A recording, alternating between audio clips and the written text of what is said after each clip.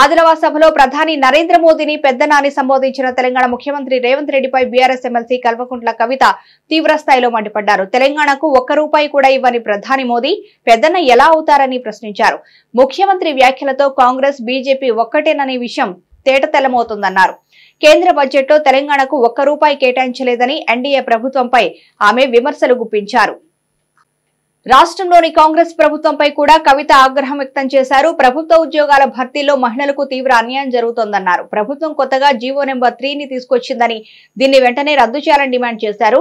ఈ జీవోకు నిరసనగా ఈ నెల 8వ తేదీన మహిళా దినోత్సవం రోజున ధర్నా చౌక్ లో నల్ల రిబ్బన్లతో ధర్నా నిర్వహిస్తామని హెచ్చరించారు. మహిళలను అభ్యర్థులను కాంగ్రెస్ పార్టీ మోసం చేసిందన్నారు. రోస్టర్ విధానంతో మహిళలకు ఎక్కువ మందికి ఉద్యోగాలు రాకపోయే ప్రమాదం ఉందన్నారు. ఆనాడు కాంగ్రెస్ వాళ్ళు చాలా మంది మాట్లాడుకుంటూ తప్పుదోవ పట్టిస్తూ ఉన్నారు. అటువంటి నష్టం కూడా మహిళలకు జరగదు అనేటటువంటి అంశాన్ని వాళ్ళు చెప్పారు. కానీ అప్పటికి ఇప్పటికీ మొన్న గురుకులాలకు సంబంధించి 626 పోస్టులను ఈ ప్రభుత్వం ఫిల్ చేయడం జరిగింది.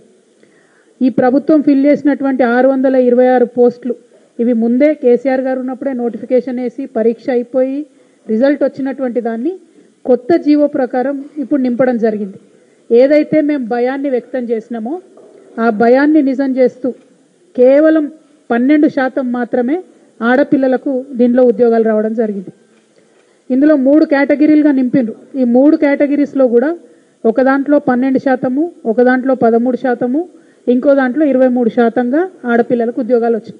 అంటే స్పిరిట్ ఆఫ్ రిజర్వేషన్ అయితే అని ఏదైతే మనం చెప్తామో కనీసం 33% ఆడవాళ్ళకి జాబ్లలో అవకాశాలు ఇవ్వాలని చెప్పి ఏదైతే ప్రయత్నం మనం చేసినామో ఆ ప్రయత్నాన్ని మొత్తంగా కూడా తుంగలోకి దొక్కుతూ ఇప్పుడున్నటువంటి ప్రభుత్వం 2 జీవోలను రద్దు చేస్తూ జీవో నంబర్ 41, జీవో 56 రద్దు చేస్తూ ఇప్పుడు జీవో 3 ఇచ్చినారు.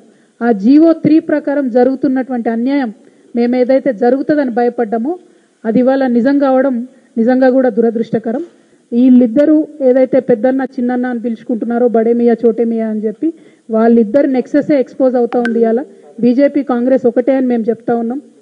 తెలంగాణ ప్రజల హక్కుల కోసం మాట్లాడేది పోరాడేది కేసీఆర్ గారే అని మేము నిరంతరం చెప్తున్నాం. ఇవాళ అదే నిజమైంది.